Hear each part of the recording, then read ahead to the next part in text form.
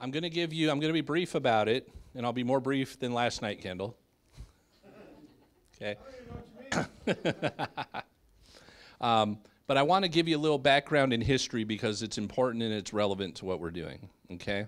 But I will keep this brief. First of all, the majority of the people, here's what happened. This past Saturday, we did a walkthrough on one of our projects. What we like to do normally is a first introduction to you folks that are our guests. We like to get to know you by showing you what we really do. And we feel that that's a good way for you to get to know us and us to get to know you. Now, I know not everybody in the room had that experience yet. But in most situations when we're having a discussion like we're going to have tonight, that would have been the first thing you would have seen and experienced, okay? Because if we're going to talk about real estate investing, I don't feel it's as valuable as like what a seminar company would do, which is to stand up in front of the room and show a bunch of slides of stuff that was done once upon a time. Right? That's how a lot of organizations that say that they teach people how to invest in real estate like to present to their potential audience, right? And they throw a bunch of stuff up there and flash around a bunch of things that they did once upon a time, and a lot of times it's not even their own stuff. So the reason we actually normally like to get to know you in a scenario when you're actually in one of our own properties is so that we can show you what we really do. So here's what I recommend. For those of you who haven't had that experience with us yet, you should take that opportunity. It'll be really cool for you. And Kendall will tell you about an opportunity to do that this coming Saturday, if you're available to do that, or make yourself available to do that. However, because some of you folks in the room tonight are here and that's what you experience, we promised you something on Saturday. So I've got to keep that promise to those folks. When we got together on Saturday, there were about 25 of us. You guys remember, right? Kind of packed house, wasn't it? I say packed house, you're like, 25 doesn't sound like a lot. It is in a 900 square foot, 2-story house. That's a lot of people in a place like that because we were just in the bottom floor. I mean, we walked up and down and did all kinds of cool stuff. And the people, well, obviously you had a good time or you wouldn't be back tonight, right?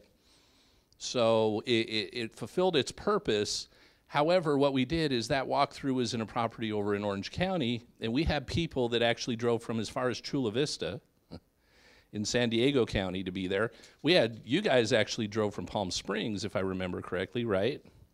So we had people that came to this walkthrough. It wasn't one of our big ones, but it was a walkthrough. We did 25 people, and we told them that, hey, we're not all going to have to come back to, Orange County. We're going to be able to come back and give you 3 different options is what we did. And as a result of that, we've already done what we're doing tonight. Tuesday, we did this in Carlsbad. And last night, we did it over in Santa Ana. And then tonight, we're doing it here. But we're doing it, again, for those folks who went to this walkthrough. That doesn't leave the rest of you out. I'm only sharing this with you because if we talk about some things that maybe aren't clicking for you just yet, that's okay. They may not click for you because you didn't have the same experience. But our promise to them was this: we could only do so much with them this past Saturday. But we promised them that they could come back and spend time with us Tuesday night, Wednesday night, or Thursday night, depending on which location was closer to them. And we would share with you guys some things about real estate investing that we promise you don't know. Whether they were sophisticated investors already and had done it 5, 10, 15, 20 years, or whether real estate investing was totally brand new to them, okay? So we told them we would share some things they did not know that would make a difference. We also shared with them that we would talk about what it really would look like to work together with our team if that's something they wanted to do, okay? So tonight I have to keep that promise to fulfill on what we said that we were going to do. So the rest of you that are here, I'm going to treat you as if you were there Saturday, okay? So again, if you weren't, understand that's why I'm doing what I'm doing the way I'm doing it, okay? Now, for those of you that were there Saturday, indulge me for a moment because I'm going to repeat a few things that I said on Saturday because I do at least need to get the room a little bit up to speed, okay? And here's what I need to get people up to speed on. My wife Kirsten, say hi, Kirsten. She's actually grabbing a seat right now. Kirsten and I actually moved here recently from Phoenix. We moved here from Phoenix December 30th, and we're now in Encinitas, okay? By the way, has anybody been to Phoenix? All right. What do you know about Phoenix? It's the devil's playground. Okay? I'm not talking about morals or whatever. It could be. I'm talking about just flat out heat. All right? There's a few months out of the year that you guys would call winter, that we call spring, and then the rest is called summer. I know that's not what it says on the calendar, but that's what the temperatures tell us. Okay? And my wife and I moved here. We didn't actually move here for business purposes. We moved here for lifestyle purposes. We became empty nesters a little bit over a year ago. And we said that, hey, when our business runs itself with or without us over in Phoenix, our real estate investing business and our team and everything is running whether they need us or not, where do we want to be? We chose, she likes horses. We don't have them yet, but she liked to have them. And funny enough, found out very recently, actually just 2 days ago, I did not know this. San Diego County has more horses per capita than any other county in the country. Didn't know that. Yeah, I didn't know that. I wouldn't have thunk it. Right? And the interesting thing, and then, so she wanted to be around horses. I wanted the beach. I wanted the beach, right? So how many of you know where Encinitas is? I think most of you probably do. We're 15 minutes from the beach, and there's horses all over the place where we're at. You guys know where Rancho Santa Fe is? So there's this little sliver. It's considered Encinitas, but it's called Olivenhain, and which butts up against Rancho Santa Fe. And so we're, like I said, we're 15 minutes from the beach, but then, you know, we go around the neighborhood and go, okay, we need to get horses soon because she's going to be really mad at me if we don't. But we made our choices because it's what we wanted to do. How many of you have chosen to live where you live exactly because it's 100% where you want to be versus what your paycheck allowed you to get or allows you to be, right? So anyhow, when we made the decision to come down here, we made a visit before we showed up back in September of last year to a real estate investor conference over in Orange County. And when we were at that conference, there were probably 150, 200 investors there, right? And when we were there, I got to kind of reconnect / get to know some people that I knew about and kind of knew about me. We just didn't know each other very well. And it was one of those things where I wanted to kind of get the lay of the land because we had not made up our minds where we were moving yet. All we knew is we wanted to be in LA County, Orange County, or San Diego County. We just wanted to be by the coast. That's how much we'd made up our mind of at that point. And when we did that, we had already put together and helped. We have a team of real estate investors over in Phoenix that's over 200 people at this point, okay? These are advanced, intermediate, and beginning investors. What they do is they teach, train, and support each other in reaching their financial goals. And it started out in October of 2015 with myself, a partner, John, and just a handful of us that had been investor entrepreneurs for several years that said, we would like to come up with a way, and we did an experiment, we would like to come up with a way that we could help people that want to invest in real estate actually become real estate investors. But we wanted to be the antithesis, for the most part, of what seminar companies do, right? We did not want to follow that model. First of all, every one of us had to commit a little bit of time, but no one of us was willing to commit more than about 1 to 4 hours a week to help train and support other people becoming investors, because that's what the investor team we have does full time. And that's what they were already making a lot of money doing. Have you ever wondered, by the way, when you watch all these seminars out there, why the person that's making so much money in real estate all of a sudden wants to go teach everybody how to do it? I know I would ask that question, right? Well, because you'll get, if you're so successful, right? Why are you wanting to help other people do this? Honestly, I can't speak for all of them. Probably what happened is they used to be on HGTV, and a seminar company approached them and said, Omar, you got a really cute mug, right? Handsome guy, you done a few deals? Yeah. I bet if we slap his image, stick him on an infomercial, how many have you done? Oh, you've been investing for 3, 4, 5 years. Okay, can you prove that you've done some real estate investing? Yeah. I bet you got some secrets, right? What do you mean secrets? You got secrets, right? Yeah, I got secrets. Okay. That's what we're going to call them. And we're going to talk Omar into being the guru, right? Because we're actually, you don't know this is how this works. It's not always the personality coming out there saying, I want to start doing this.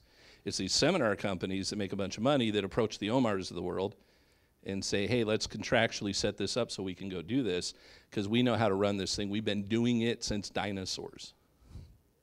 Is anybody in here over 20 years old? Anybody in here over 30 years old?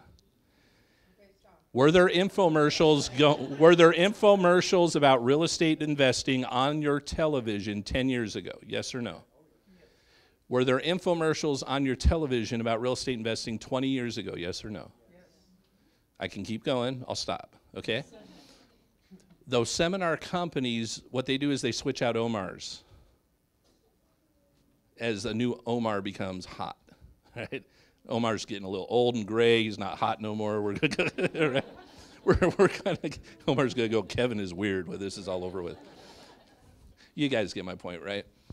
They're set up as a system to help the seminar companies make a lot of money. And then maybe 3 out of 100 people that spend $40,000 to $60,000 for their program will turn into a real estate investor. We looked at that model and said it's broken for the student. Would you agree? We also said real estate investing is not rocket science. Anybody can learn to do it. The reason people don't get around to doing it is people made this big mystery out of it, which it's not, but they like to keep it there. And because for the most part, the way that people get access to learning how to do it is through those seminar guru type programs, and they see that very few people succeed with it, right? We looked at it and said, no, anybody could be I said could, I didn't say would. Pretty much anybody that has the capacity to learn something over a period of time could turn into a real estate investor. But the key to doing it is you have to spend time with people doing what it is that you want to do. You can't do it in 4 days. From 8 and 9 in the morning to 8 or 9 o'clock at night at this seminar situation. You have to have you do need to do some study when it comes to learning how to be a real estate investor. You need the knowledge. But the key that makes it work is being side by side with other people that actually do it, not that used to do it. You know another key that kind of makes this work a little bit better? If you're going to invest here in this county, would it be better to work together with somebody who in this county actually already invests in real estate successfully? Or would it be better to talk to somebody on an 800 number in Florida while you're trying to do your investing in Temecula, Murrieta? Which would be the better option, right? And would it be better that you could actually come spend 2 to 4 hours a week with the people that are doing it right there where you're at and want to do it and get to spend time with people that have done, 100, 200, 300 plus transactions versus doing this via an 800 number or an email support system? Would that work better? Absolutely. So we put this together in Phoenix, started out with a handful of people, and as we started working together, somewhere typically between the 60 and 120 day mark, the people that were coming on board, I'm talking brand new people, right? They'd never invested in real estate before, somewhere typically within the 60 to 120 day mark, by plugging into what we were sharing and spending, they had to have a commitment though. Their commitment was to spend that time with us every week. Now, if you miss a week or two here or there, we get it, right? We understand. People have lives, birthdays, weddings, television's not a good excuse, okay? But the people that were actually committed and wanted to learn to do it and make something happen, if they spent time with us, we figured we can get them up to speed in typically 60 to 120 days. Those that choose to go that route, they're involved in some kind of profitable transaction already. I'm going to lay out for you right now what we actually did with a group of people in Phoenix. We had 35 new people that came on board to the team. They had not invested in real estate before. They came on board within about a 60 to 90 day period of each other, okay? They'd been around for a little bit, and we decided to put together, we referred to it as a mastermind and study group, and this one was related to fix and flipping and wholesaling. By the way, are there other strategies in real estate investing outside of those? And do some other things besides those things actually interest you? Any of you want to own apartment complexes someday, right? Or any of you would rather actually be the bank someday, right? where you actually don't own the property, you own the paper, right? Or you're the hard money lender versus paying the hard money lender, right? Or maybe you want to do land development, maybe you want to do new builds, maybe you want to do skyscrapers. It doesn't matter. Real estate investing covers everything from dirt to skyscrapers and everything in between. And we have people on our team in Phoenix now that kind of cover that whole gamut. But what we did was there were 35 people who had come on board within a short period of each other, and we said, look, we're going to do a mastermind study group right now because we don't want you just thinking about being a real estate investor. You didn't come on board to work together with us to think about being a real estate investor. You came on board so we could help you become a real estate investor. So we need you to commit to some things, and we'll commit to some things for you too, okay? Here was the commitment we asked to them at the time. We said, we need you to commit to spend at least 4 hours a week with us every week for 5 months. If you miss 1, 2, maybe 3, we can live with that, right? Because you can get caught up a little bit. You miss too much, it's not like we kick you out and you're not a part of the team anymore. We just say, we're going to have to tack you onto the back end to when we run this through again, right? Because what we don't need is somebody being a drag on everybody else and slowing it down. So, and these people all said that, yeah, we're committed, this is what we want to do. I've been thinking about being a real estate investor for a long time now anyway, and when would now be the right time to do it? And of course we said, okay, terrific, that's your commitment. You're going to spend that time, in addition to those 4 hours that you're going to spend with us every week, and sometimes a little more, we also need you on your own time to commit to about 4 to 6 hours of things that you'll go do on your own. Because what's going to make this work is we're going to give you some things to go through and study, and we're going to give you some actions to go take, and then you're going to come back and spend time with us for a couple hours on this day. We're going to answer your questions about those things, tell you how it actually applies to you right here, show you how we do it, and then we want to take another couple hours each week and go out in the field and show you the real thing. Right? Now, if you were going through, if you're brand new, just thinking this through, listening to what I'm telling you, and you're going through this process for a period of 4 months, is it reasonable even in your own head to figure out that probably within 2 to 4 months you could be involved in some kind of profitable transaction? I didn't say you've been paid on it yet. The reason I don't say you've been paid on it, because it depends on which type of transaction it is, and the first month or two you're going through this learning curve anyway, okay? But it is reasonable to be involved in one that you're going to get paid on somewhere down the road in the next month, 2, 3, or 4, right? That's totally a reasonable expectation to have. So what these 35 people did is we also, and Darren, do you mind coming up for a moment? I'm not saying Darren did this, but I'm going to use Darren as an example, okay? Because this is important. This is part of the glue that made what we were doing in Phoenix work. So Darren, okay, I'm going to tell you what we did in Phoenix, then I'm going to use you as an example locally, if you don't mind. So in Phoenix, we had my partner, John, 27 years full-time experience as a real estate investor. Would you say that's a little bit of experience? Right? He'd been involved in well over 1,000 transactions in some way, shape, or form in his career. However, he had tracked the last 204 he did. He started tracking because we kind of asked him to. Because we wanted to have legit, numbers that we could show people.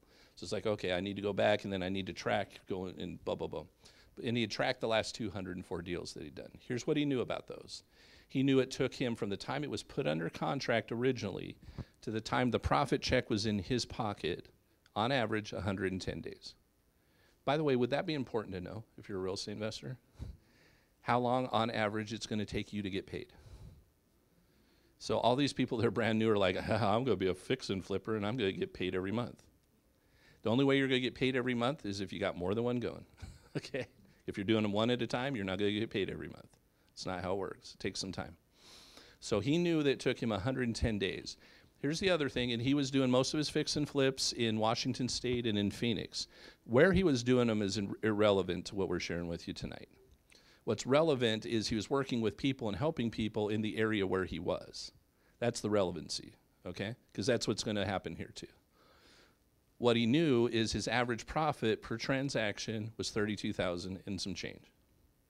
That was after he paid off any loans, any hard money, or any JV partners. That was his profit, HIP National Bank. Everybody pull out your cell phone and find your calculator.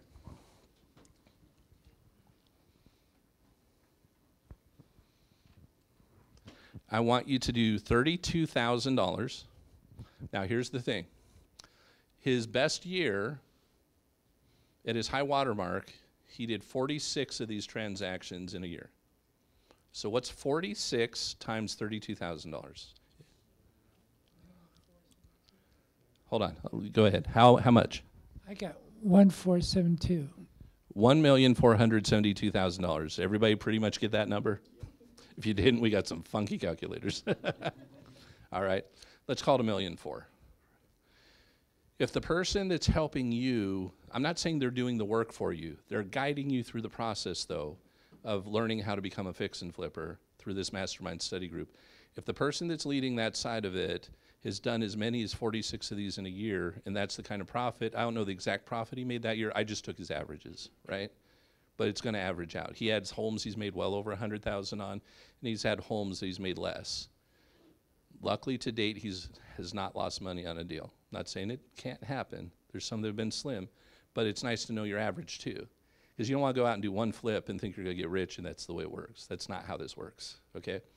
But if you're a brand new person and you're coming on board and saying, I want to be a part of a mastermind study group like this too, I want to learn how to invest in real estate, would that help you have some confidence if the person that you're working together with has done what he did? Here's another thing that we did. We actually took 2 people on the team, because we said it was mastermind study group for wholesaling and fixing and flipping, didn't we? Why did we put the 2 together? Because you should know both sides of that business if you're going to do either one of those things, or do both. If you're a wholesaler, you need to understand what the rehab or fix and flipper deals with and what they expect to have happen if you're going to have a lot of clients and you're going to be successful. If you're a fix and flipper, you need to understand what the wholesalers are really going through too. Because unfortunately, out there in the world, it should be a closer relationship than a lot of times it is. Both of them try and play each other for fools all the time. But if you're working synergistically and collectively together, you can both make a heck of a lot more money if you do it right by each other. And that's what they were doing. We had Daniel and Lisa on the team.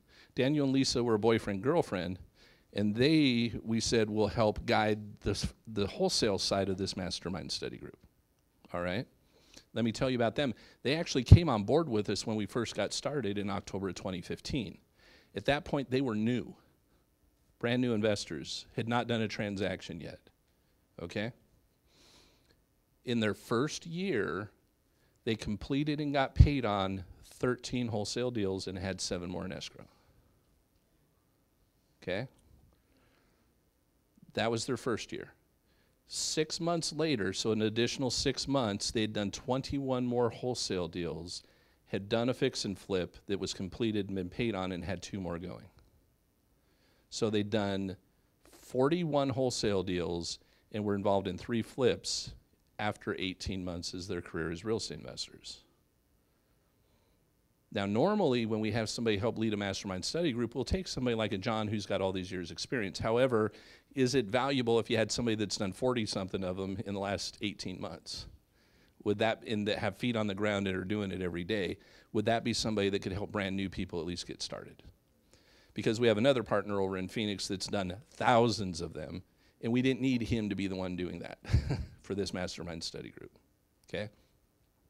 The reason I'm sharing that with you is 35 people committed 5 months, not to say they're gone in 5 months or anything, it was just this is their commitment, like there's a game plan involved with this. There's an end result in mind. By the time 5 months had gone by, these 35 people collectively had done 44 deals. And do you guys know what gap funding is? Anybody have a retirement account?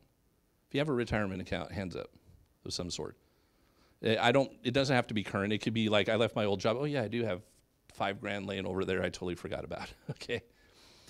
Retirement account money is highly powerful with real estate investing because most people do not get double-digit returns on their retirement accounts.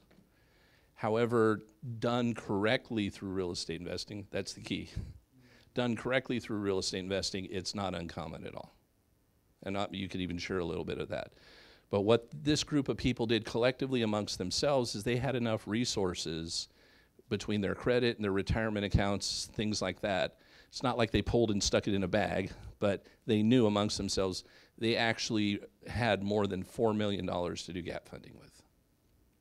What would be the power of that if you're trying to do deals?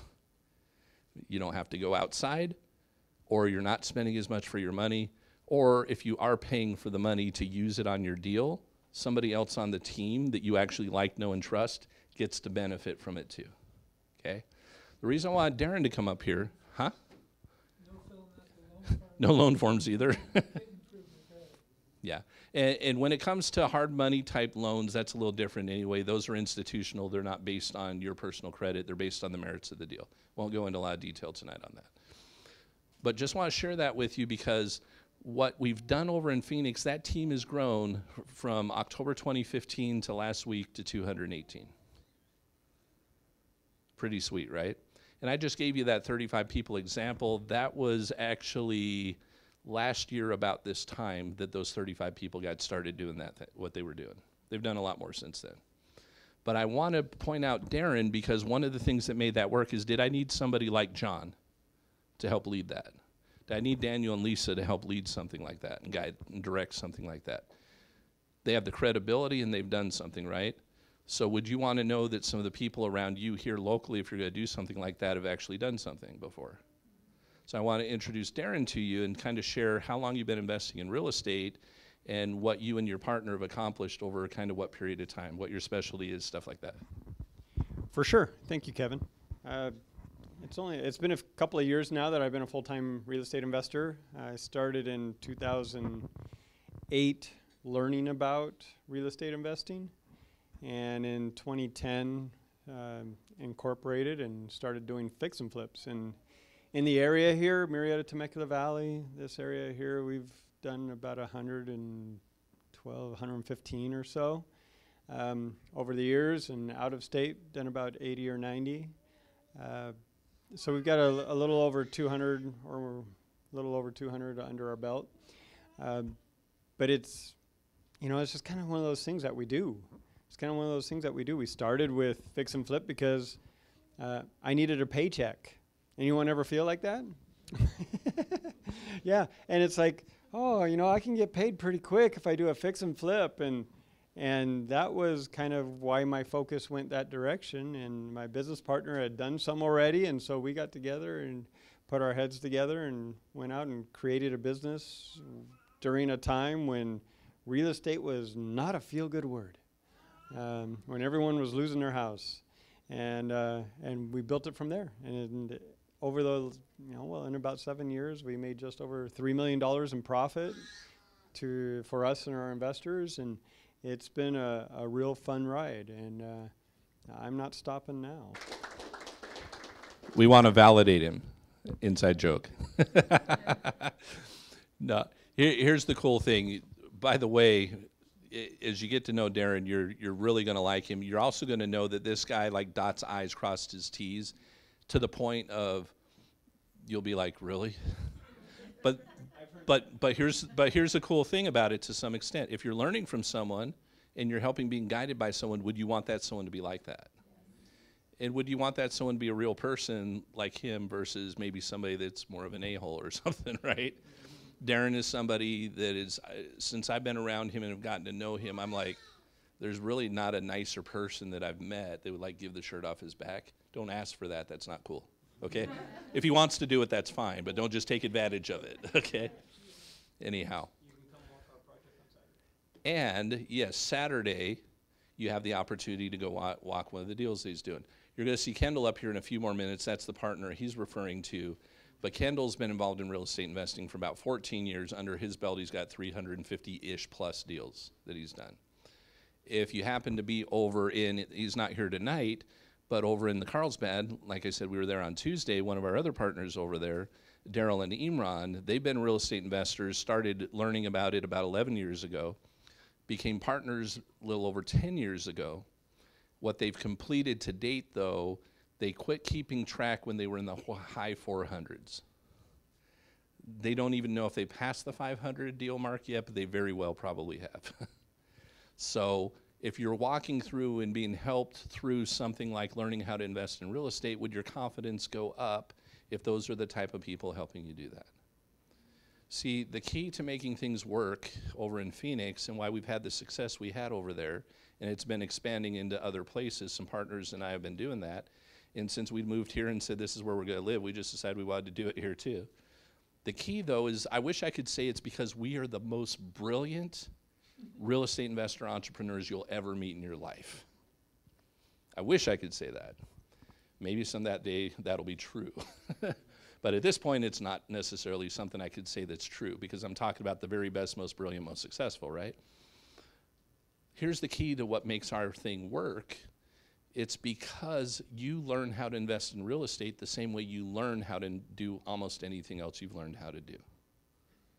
That's the real brilliance to it.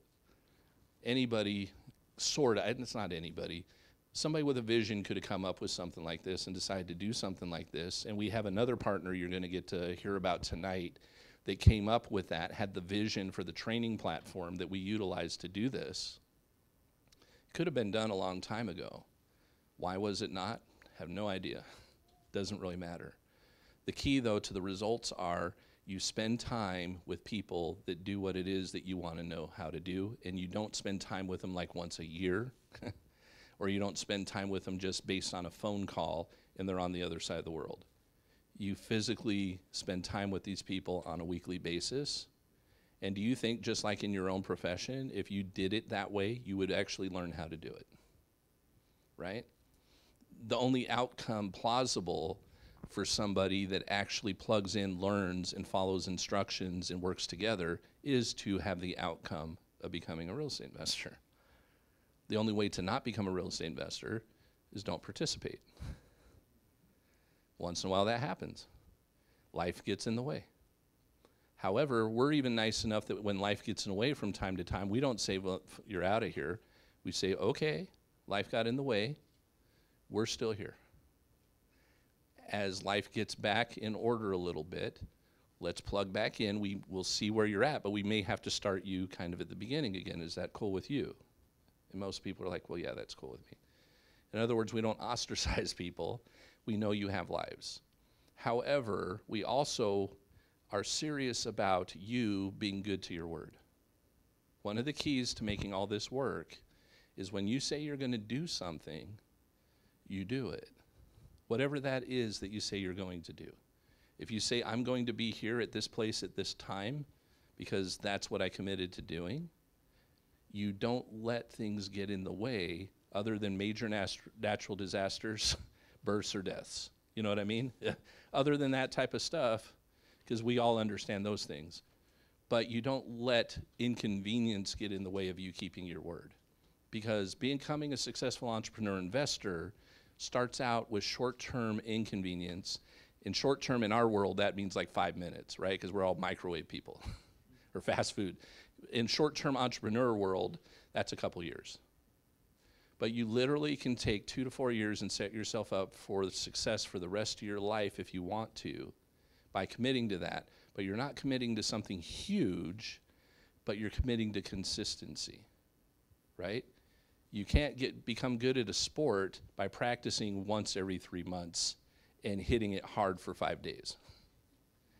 You're better off coming once a week and playing with the team and getting better than you are trying to take 5 weeks and cram it all in. That's why a seminar company structure for helping people become successful usually doesn't work, because it's a 3 to 5 day process for about 12 hours a day, and then you're left on your own trying to figure it out. Okay? Where's Kendall? Okay. I was going longer because I didn't know where you are. So it's your fault now. Anyhow, I want to introduce you to Kendall. This is actually, this is Kendall and Darren actually put this office together a while back. Kendall can share a little bit of his story, but I'm going to pass things on to him for the rest of the night because he's going to share some things with you, again, that I promise you will up your game, some things even if you were already a successful investor you probably didn't know. Also, as you get to know Kendall, you're going to find out that he's a straight shooter, and he'll tell you as much as anybody else that it's not necessarily, again, our brilliance that makes us good. it's our commitment, our consistency, and our caring about what we do. And when we tell somebody we're going to do something, we actually do it. So I'd like you guys to give a warm welcome to my friend, Kendall Stock. Is it falling off? No, just is it on? Oh, I don't know. Ken, is it on?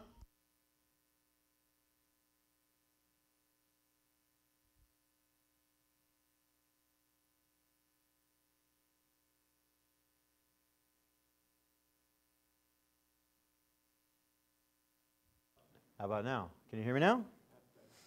Okay, cool. So we're gonna go over some fun stuff tonight. This presentation, we could do this. We've done this hundreds of times. But as we're growing and expanding and we're building a community, we wanted to create an opportunity where everybody could do it. How many of you love public speaking? You love it? All right, come on up. Here you go. You got the rest of the night, John. Just kidding, just kidding. And I'm not going to give it to Darren because he won't shut up. And only second worst to him is me because I won't shut up. But no, we're going to go over some fun information tonight. We are going to show you some stuff that literally you've never seen before, that if you allow it to, can rock your world. Okay, there's information that we're going to go over in the presentation that it's called Velocity Banking. And then after the presentation, I'm going to come back and show you a little bit more. It's amazing. You guys don't even know what it is yet, but I promise you're going to love it. Okay? But before we get going, we always like to, showcase how brilliant we are by kicking off with a little South Park movie, because this is nothing better to show how brilliant you are than a comic strip, right? A little video. So before we get started into the serious stuff, let's have a little bit of fun, and let's see how many of you can relate to this experience here. So here we go. This is just about 2 minutes. Do I really have to do this, Dad? Stan, now more than ever, you need to understand the importance of saving money. But Grandma said I could use this money to buy whatever I want. Okay, next please. Go on, Stanley. I got a $100 check from my grandma, and my dad said I need to put it in the bank so it can grow over the years. Well, that's fantastic. A really smart decision, young man. We can put that check in a money market mutual fund. Then we'll reinvest the earnings into foreign currency accounts with compounding interest, and it's gone.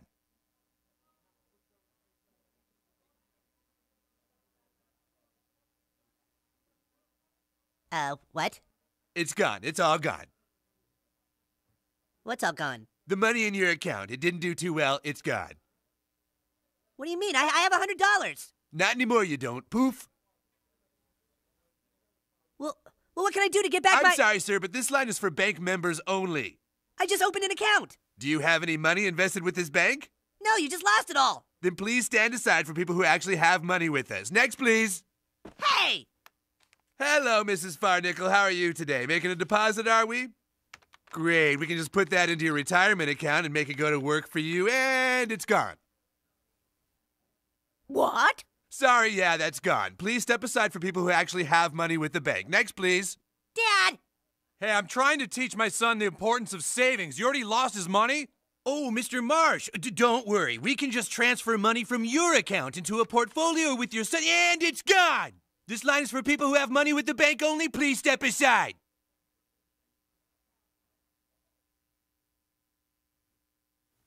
How many of you ever felt like that when you go visit your banker?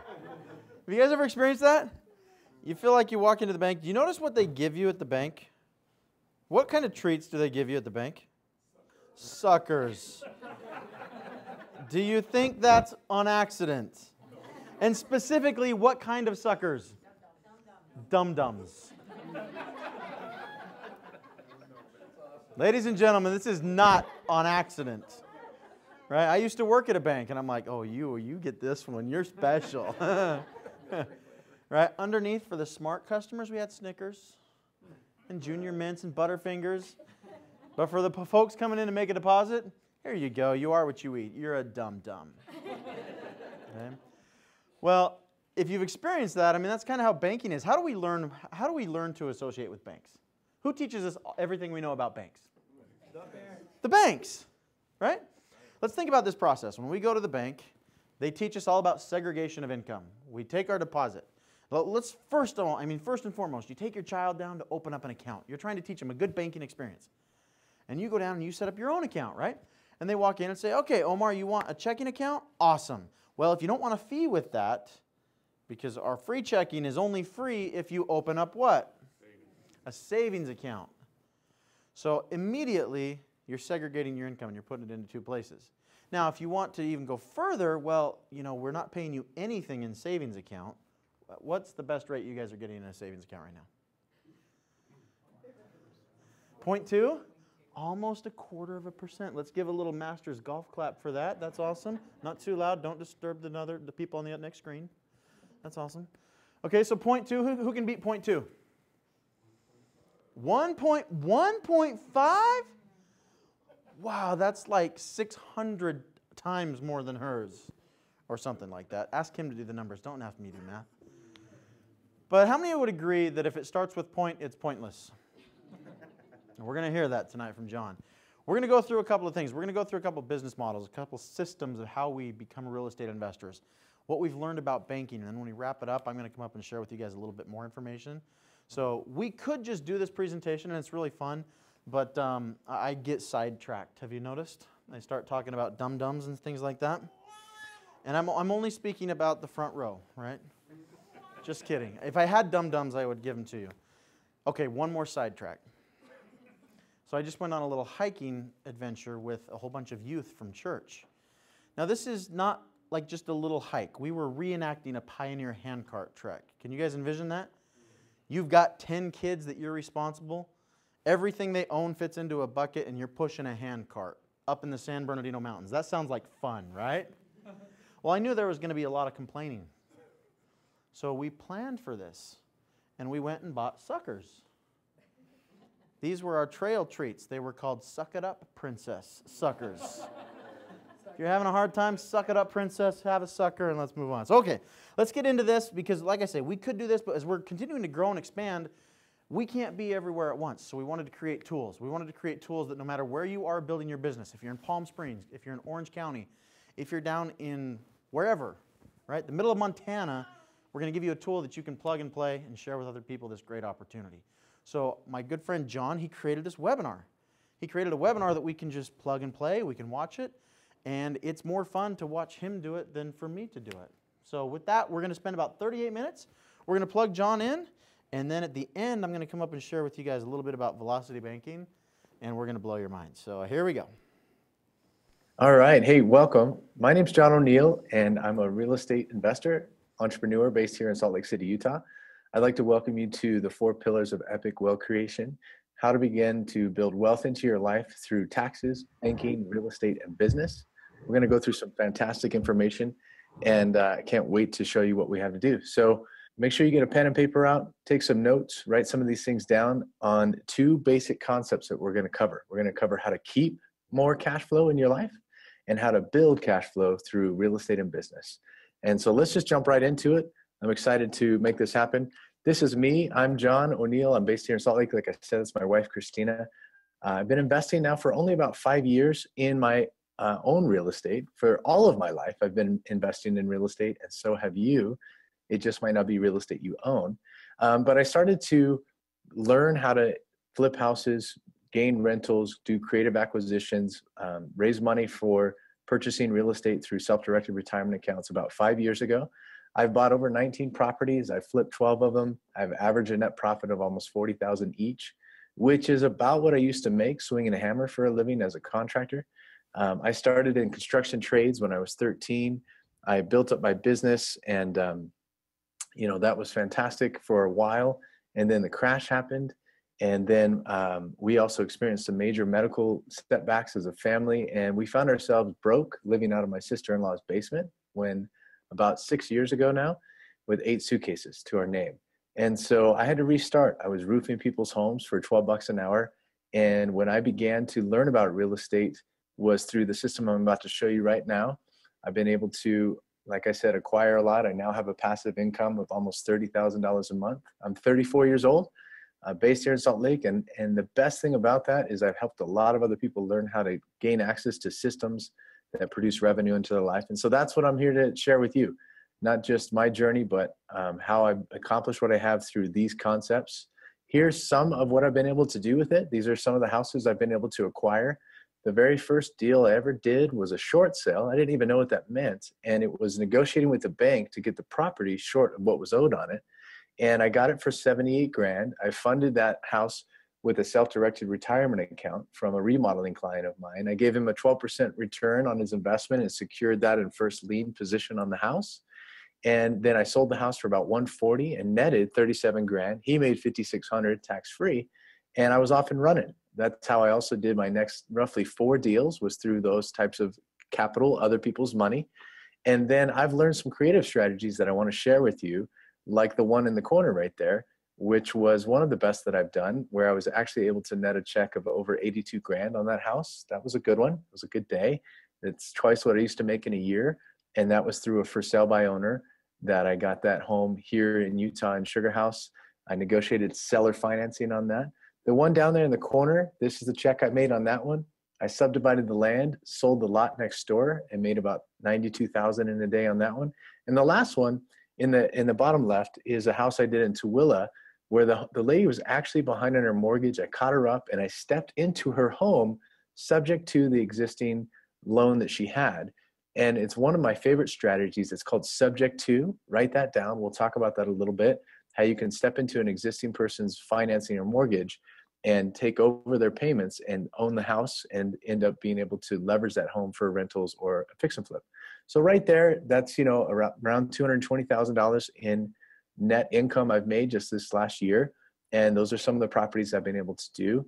Like I said, though, I haven't been doing it forever. And if you want to learn to do real estate investment like that, you've got to invest first here. You've got to gain some knowledge. And so what you are about to learn is, first of all, how to keep more cash flow in your life through taxes and interest, how to recover it.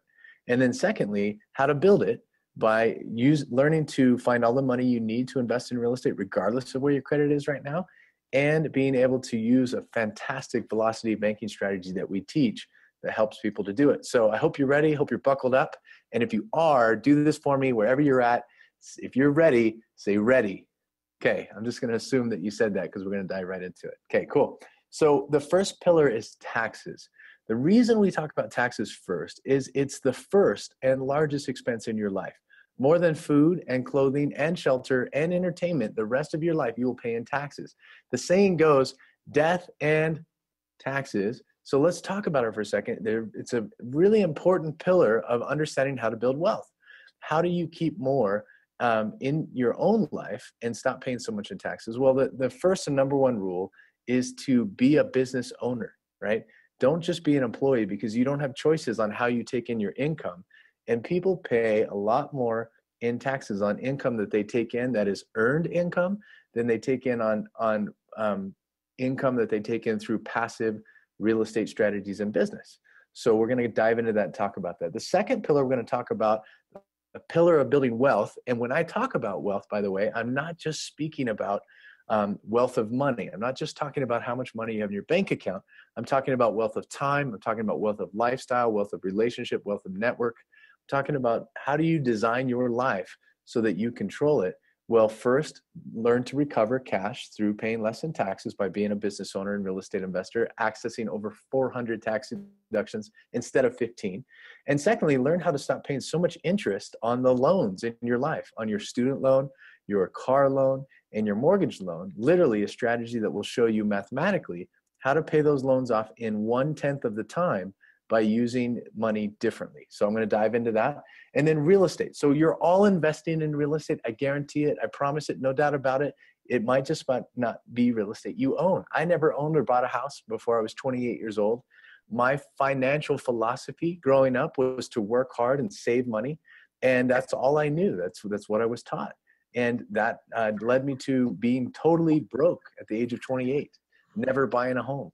I've now bought a lot more because I learned a new financial philosophy, and it was around real estate and business. It was how to learn to leverage something else besides my time, learn to leverage other people's money, other people's credit, other people's energy, and be able to put that together so that I could, now I have passive assets that put money into my life, whether I'm working for them or not. I get paid when I sleep, and I love teaching people how to do that. So that's why you're here, hopefully. Write this down as one of the first things to put down. If you want to increase your money, increase the value you bring for it. See, money is just a receipt for value that you bring.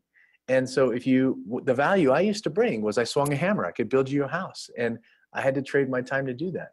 And now I've increased my value and I bring it to the marketplace and teach other people how.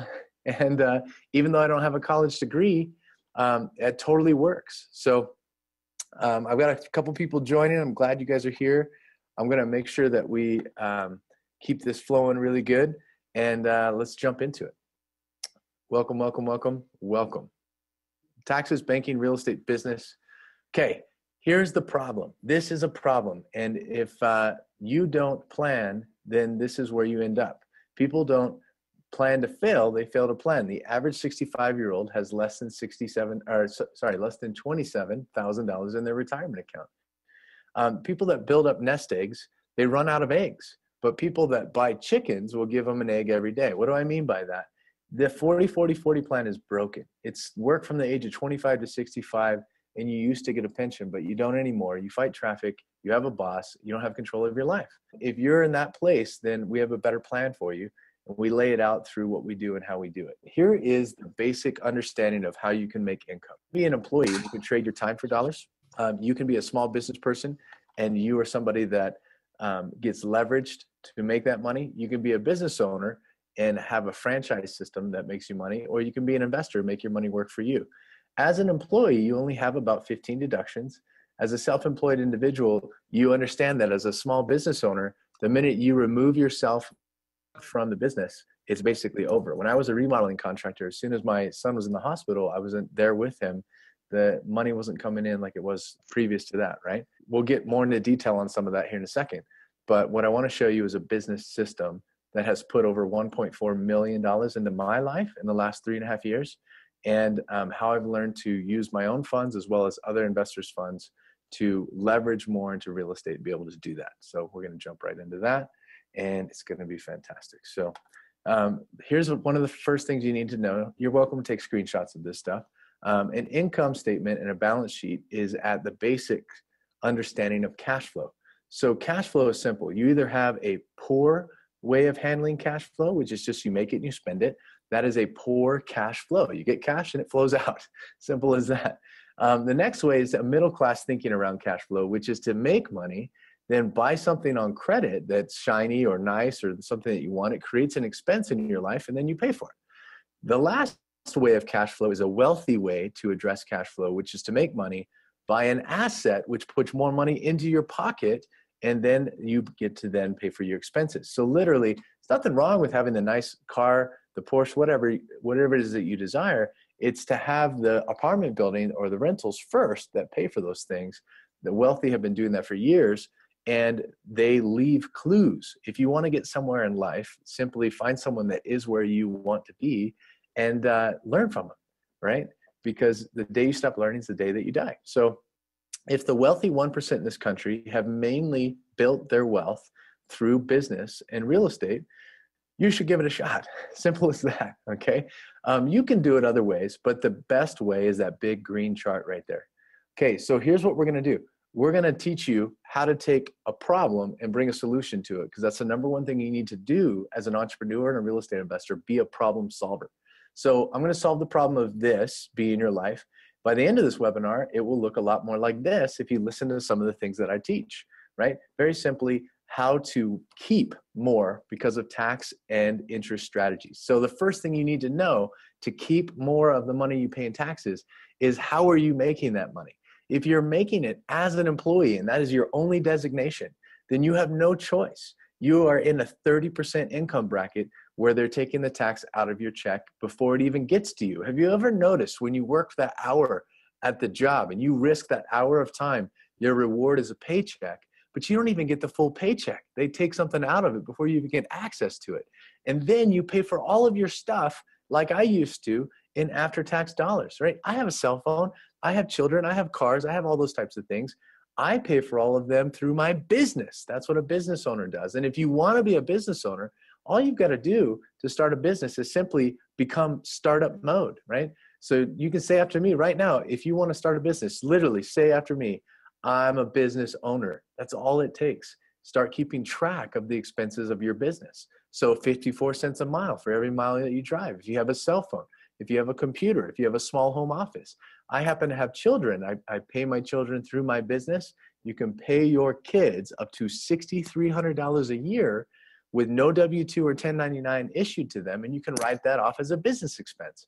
I'm a family man. I live here in Salt Lake. I love my family. It's why I do what I do. But we don't take vacations in the O'Neill family. We take business trips, right? And they happen to be to great places like Cancun, Mexico, and Hawaii. And we have a lifestyle that's very different than others simply because I get to pay for all those things as a business expense rather than out of what's left over. And I pay income taxes on what's left over. Now, property taxes I pay a lot of, and I agree that you should pay property taxes. They go to fund schools and police and fire and bridges and infrastructure. But income taxes, they don't pay for a whole lot in our society. I don't think the government's doing a great job with them. So I choose to keep as much of that in my life as possible and give back. So you can pay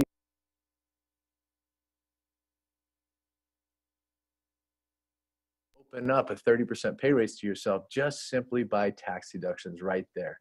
The second strategy we cover on keeping and recovering cash flow is velocity banking. This one will blow your mind. You've never seen this before, so pay attention. All right. The first thing I want to lay out is that the average household around the country makes about $5,000 a month. You might make more, you might make less, but we're just going to base what you do with that money. What is your cash flow and how you treat that money to see how you can recover more cash flow and use that to pay down your debt quickly.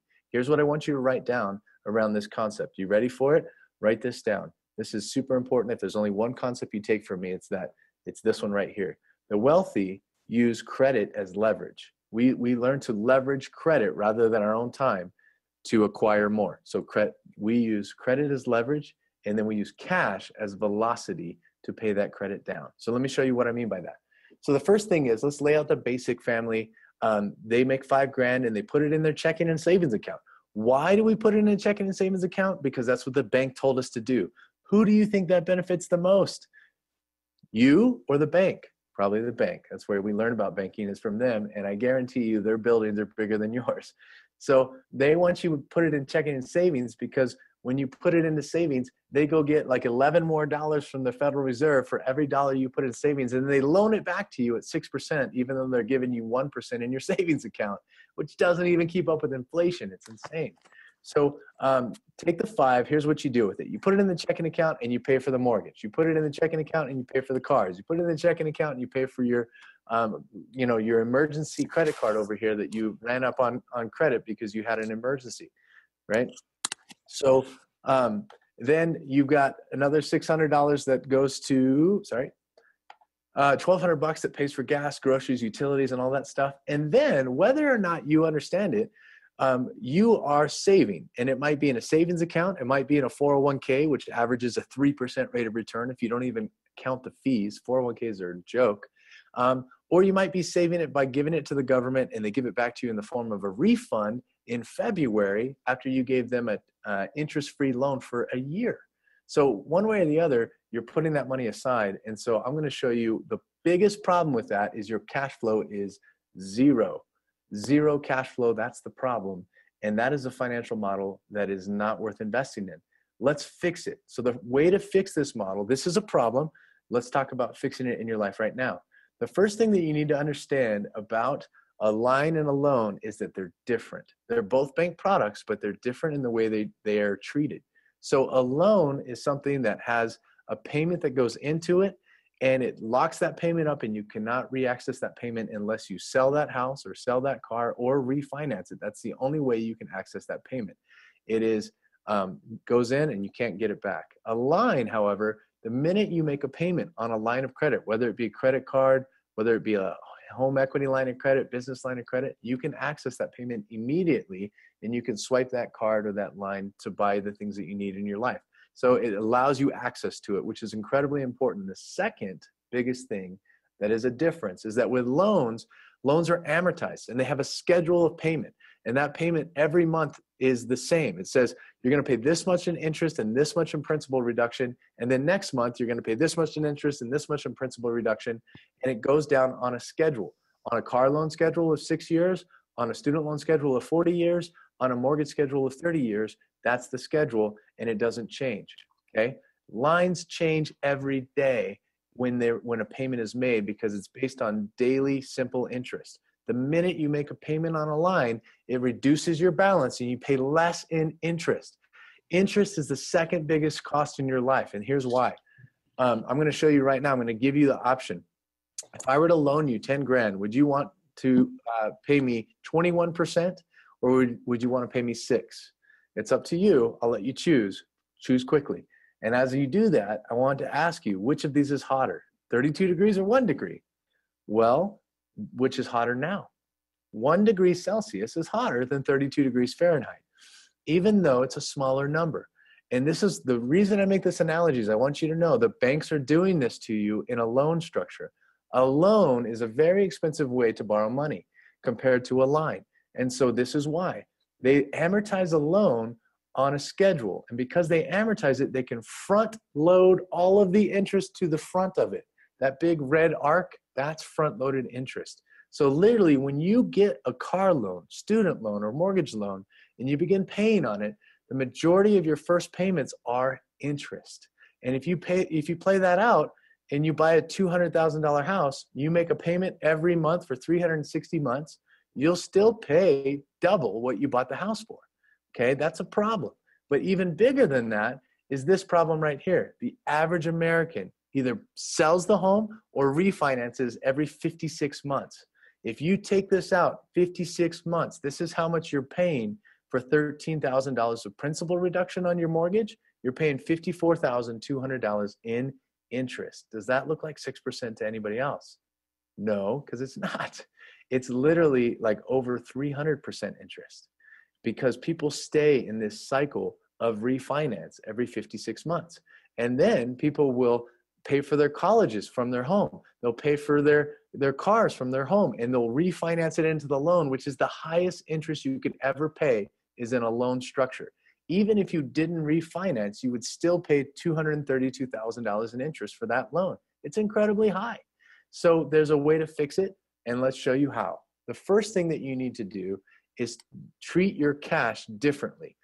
Make a different choice with it. It's what wealthy people have learned to do, and what I'm going to encourage you to start doing as well. The first choice you're going to make is bypass the checking account, put all of your income onto your debt, and then stop putting your money in the savings account where it gives you less than a 1 point in interest. If it starts with a point as an interest rate, here's a maximum. If it starts with a point, it's pointless. All right. Just trust me on that. So we're going to recover $2,000 of cash flow into your life by 2 simple steps. You're going to bypass your checking account, put it all onto your debt, and then you're going to stop savings in that account. Now, I do want you to have money set aside for an emergency. Like I've got my money set aside in my safe. It's next to my guns. If the zombie apocalypse happens, I'm down. I'm ready to go, right? But other than that, I don't save as a way for investment in a banking account because my money is not doing anything for me in there. If you're putting it in an account, in a savings account or 401k, and it's not even keeping up with inflation, the cost that things will cost, then it's doing you no good. So I put it all on my very high interest debt. And here's how I do that. You're going to take all of your income. How much of it? All of it. This is the only way this strategy works, and put it straight to your credit card. And you're literally going to slam $5,000 down on your credit card. Now, in this scenario, you still have $3,000 of expenses. So $5,000 goes in, the $2,000 of discretionary income sits on the line and works for you every day to reduce how much interest you're paying. And that's month 1. All right, month 2, you do it again. You slam it with $5 grand. You know, maybe you get paid twice a month or 4 times a month or 8 times a month like me, whatever. And it slam it. And then you pay your bills from the credit card. You can pay a mortgage from a credit card. You can connect it to PayPal. You can get a balance transfer check and write checks if you need to. But the majority of costs in your life, you can swipe a card for. Let's say in month 3, you actually have an emergency. An emergency is a tire blows on your vehicle, and you've got to get $1,000 worth of tires. Well, can you use your credit card to do that? Yes, you can access the principal you've paid down because it's in a credit card. And you could not do that if you just slammed your mortgage with your savings. You couldn't access your mortgage to pay for those tires. That's why we use the line of credit. So Two things you can use your line of credit for other than debt reduction are assets, to purchase assets, or emergencies. Those are the only two things in this scenario. Now, also month 3, month 4, you're going to notice a couple other things happen. When you hit your credit lines with multiple payments a month, your credit score is going to go up. They like that. And the other thing is the bank is going to give you a credit limit increase. They've never given me a savings increase, but they've given me lots of credit limit increases as I've used it better, and they give me more. It's an interesting thing. So just using that basic scenario, you pay off $13,000 of credit card debt in 6.5 months, slamming all of your debt, using all of your income 24/7 on your line. Very simple. It's math, not magic, right? So now you're going to take a $13,000 payment from that credit card and you're going to put it onto your mortgage. And here's what's going to happen. You put it down on your mortgage and then it gets paid down over the next 6.5 months. Well, how much does that cost you to reduce your mortgage by $13,000 in principal? It costs you $1,365 if you have a 21% mortgage, 21% line of credit. So let me make this clear. You're going to credit card your house. Yes, you are. Even at 21%, you take the math, $13,000 in principal payment, you times it by 0.21, that's the percentage rate. So can you get a credit card for less than 21%? Yes, of course you can. I like to underpromise and overdeliver. So even at 21%, you only pay $1,365 in interest to pay down $13,000 of principal on a line. On a loan, once again, it would take you 6 times as long, 8 times as long, 8 times as long, and it would cost you $54,000 in interest to pay down $13,000 in principal. So you get to choose. But every time you take a chunk from your line and chunk it towards your loan, you're going to cut off, in that scenario, you're going to cut off about 4 years off your mortgage. You're going to save yourself $54,000 in interest, and you're going to, you're going to accelerate how quickly you pay your debt down. You can literally pay off a 6-year car loan in 1 year. You can pay off a 30-year mortgage in 3 years simply by using your cash differently, converting it to a line and then applying that line to slam down the principal. It is a phenomenal strategy. Let's just play it out. Let's say that you do that 7 to 10 years later based on this, but it can be shorter than that. You pay off the mortgage. You totally pay off the house. Then you pay off the car, and then you have more cash flow. Well, with cash flow, wealthy people use cash as velocity. So you've got to get more debt. That's the problem. So let me establish something. There is good debt and there is bad debt. Bad debt costs you money. Good debt brings in cash flow. So I have about $1 million in debt right now in real estate that brings in cash flow that pays all my bills. I'm semi-retired at 34 because there's people out there paying down my mortgages and my rents, and those properties are not over leveraged. So that's a really good place to be. How did I get there? I learned some things. So here's one of the things I learned. When you pay down that home, you can leverage that home with a line of credit called a home equity line of credit. You can get an 80% home equity line of credit. Let's just call it, 160 grand. Buy 6 rentals with it. The average rental needs to produce at least $400 in cash flow for it to make sense for you. Add that to the bottom line of $3,800 in cash flow plus $2,400 in cash flow. Your lifestyle is still the same. Then you just apply that to a rental and you pay off one rental every 1.6 years with that cash flow. So just simply take your debt, divide it by your new cash flow, and that's how quickly you pay things off using this strategy. It's amazing. And it works. It's very, very cool. Then we just take that, and if you just play that out in the next 5, 6, 7 years, you have almost 10 grand a month coming in passively on paid for real estate. That's how wealthy build wealth, and that's how you can do it too. So that is a plan. It's a fantastic one. It's one I'm currently doing, and I understand for some of you guys it can feel like this right now, and that's okay. It's a bit of a fire hose. It's meant to be that way because I want to refer to where I learned all of this and how you can access this education, how you can get this type of knowledge to apply into your life. You're not going to get it from a 45-minute webinar with me, but you can access it through what our company provides, which is an epic solution to the problem of the 40-40-40. We have education. That education is online. It teaches you real estate and wealth management from people that have done it. So we have over 52 full-day classes in real estate investment that teach short-term and long-term strategies, including velocity banking, including some of the tax strategies I shared with you, and then how to acquire real estate. Properties and how to acquire them are very simple. You have to find, fund, hold, and sell. That's what you need to do. You can find a property with a realtor and fund it with a bank and hold it for 30 years and then sell it to your kids.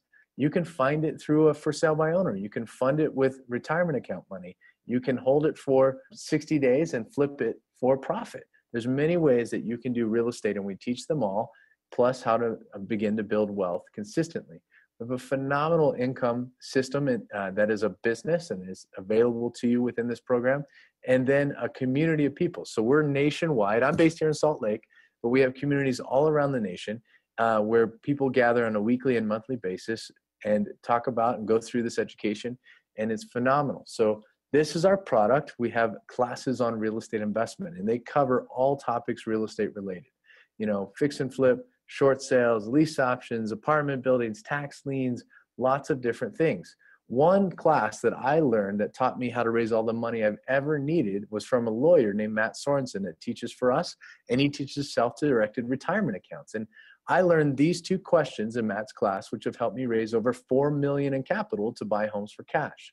Very simply put, it's these 2 questions. Did you know you can invest in real estate with your retirement account? Most people don't know they can do that. You can. There's a self-direction process to be able to grow your retirement account tax-free or tax-deferred. For those of you guys that have ever heard of the presidential nominee, Mitt Romney, back in the day, he had over $30 million in his retirement account, and he didn't get that by funding $6,500 a year.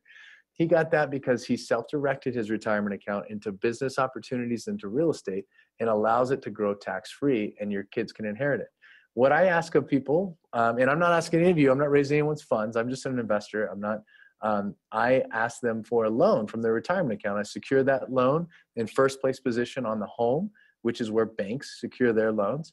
And so that person has a very secure rate of return on a property, and they love it. They get to grow their retirement accounts tax-free. And I learned that in that class right there on self-directed retirement accounts. I learned about velocity banking in that class right there. It's about 6 hours long. It's phenomenal information online 24/7, lifetime education. It includes over 52 full-day classes taught by our investor instructors. They're practitioners at what they do. We have over 20 of them, and they're experts in their arena. So the individual that teaches our lease option courses have been doing lease options for 37 years. Our fix and flip instructors have flipped over 200 homes in the last 3 years. Our short sale instructor, he was just here in my market talking about one specific strategy called subject to, which blew my mind, that you can step into somebody's mortgage subject to their credit, and they'll sign the title of the home over to you through a seller finance. Then you can sell the home. You can rent the home in your name because you have ownership. You can get a HELOC on it and buy more. It's amazing what's possible to do. And you just don't know what you don't know until someone tells you or teaches you. And this is the best system I've ever seen for teaching what we do, because it's constantly updated. Our multifamily classes, it's kind of like apartment buildings, and it's taught by Johnny Dessauer. He has over 4,000 units, makes over $100,000 a month, and teaches you how to do it. Notes, deeds, and liens.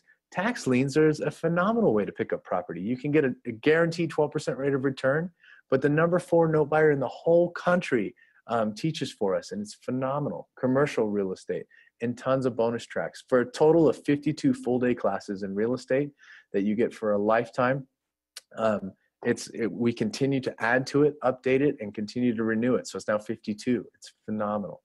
With it, you also have some tools that you're going to need. Our software system is second to none in pulling data on properties in your neighborhood. I quickly pulled the pre-foreclosures in my neighborhood here in Salt Lake. There's over 16,600 people behind on their mortgage currently right now. There are plenty of deals out there if you know where to look and you know what knowledge to bring. You've got to gain that knowledge. Someone's got to teach it to you, and you get to be mentored and facilitated through that knowledge. And the cool thing about us and what we do is that we're nationwide, over 20,000 students. We've been around 6.5 years. We're the best at what we teach, and we tell you what the investment is right up front, because you're an adult, I'm an adult. You'll know the full investment right now. It doesn't change, and you can determine that's what you pay for it. What it can cost you out of pocket is literally nothing. With the investment that I made over $1.4 million. Here's one of my students. His name is Nate. He lives here in Salt Lake as well. He was a psychology professor that has a PhD, and he only made 30 grand a year. Now he consistently makes 30 grand a month, and he's killing it. This is one of his deals. This is my friend Dane. Dane was 22 years old when I met him. He's now 24, and he was a roofer like me. This was his very first deal, and that's the kind of profit he made. We literally have hundreds of success stories, mine included, but lots of students all around the country doing deals and making things happen. Our full investment, what you pay for this education, lifetime, 52 classes, is $19,994. That's the price. What it costs you is literally nothing out of pocket if you apply it in the tax strategy and the interest saving strategy, and what you can do with it. It's phenomenal. It includes everything that we've got. Coaching, all of it. There's not more to buy. One-time price point, $19,994, is phenomenal, right? With it, you get a ton of support. Webinars, group coaching, one-on-one coaching, education weeks, new classes updated. We support you with fix and flip house tours in your local community, where we have community members doing this, applying this education and making it happen, monthly workshops, and tons of other things that you could not even access all the support that we have for you. Here's a couple of ways where it literally can cost you nothing out of your pocket. What you pay is this, what it can cost you is zero, right? That's the difference. This education hasn't cost me a dime. And one of the reasons why is it was a full tax write-off against my current income. I actually got a tax refund when I purchased this education because I was running a remodeling company. I started flipping houses. I made 37 grand on my first flip, paid back my education, and I got to write it off in taxes too. The second one is if you ever do a deal with us, which you will do, if you plug in and you learn what we know and you come and do it with us, we teach you these formulas and you write into the formula at least a $20,000 profit. And that's your full, we're not talking about going to school at a college for the next 6 years and getting into $62,000 of debt. And on average, the college graduates come out making $38,000 a year. We're talking about investing in yourself in wealth knowledge taught by experts that will get you in a place where you're making checks like this very, very quickly. It's fantastic information. A 401k is a great way to fund your education. You can literally fund it from yourself by borrowing up to 50% of what you have in there, paying yourself back the 5% interest instead of the bank. If you got a car loan that you're paying interest on, then borrow from your 401k, take back your control of your life, get your education, start applying this, pay yourself back 5% instead of the bank making so much money on you, right? Apply the education and keep it rolling. You can use that 401k for your first deal to do the rehab or to do the fix and flip. Credit cards is actually how I was able to get the education with no money out of pocket. I had decent credit above 680 and I applied for 3 cards. I bought the education just with the velocity banking concept alone. You can literally pay that off in 10 months. If you get that at a 0% rate, which is what I did, 18 to 24 months, then bam, your education costs you nothing. You've got it for a lifetime and you're off and running. And if we can show you how to buy a home for 200 grand, trust me, we can show you how to get this education. This is one of my favorites. It's literally to take all of your debt, put it in a line, and then divide that by the new cash flow in your life and be able to pay it off super quickly. And here's how that would work. If you look at your different debts, if you look at your mortgage and your car and those things, then you have monthly costs on those things. If you take all of those expenses and you put it into one bucket, you can reduce your monthly cost by a significant amount, increase your cash flow, and then apply that to your new debt, including your education. You can pay it off in 3.5 years instead of 39. So those are just some strategies and ideas of how you can move forward, get this full investment, be able to achieve your dreams and what your goals are in real estate, recover cash flow through tax and interest strategies, build cash flow through real estate. And then we have a phenomenal business model. It is a system that personally has put over $825,000 now into my life. Yesterday, I got paid over 13 grand.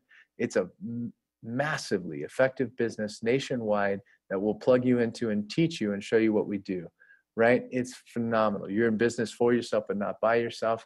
We have mastermind calls, presentations, and we'll plug you into what we do and how we do it. It's phenomenal. I use that word a lot. But here's what I want to end with, and I want to ask you this question. Would you please answer this for yourself? When I have more than enough time and money, I will what? What will you do?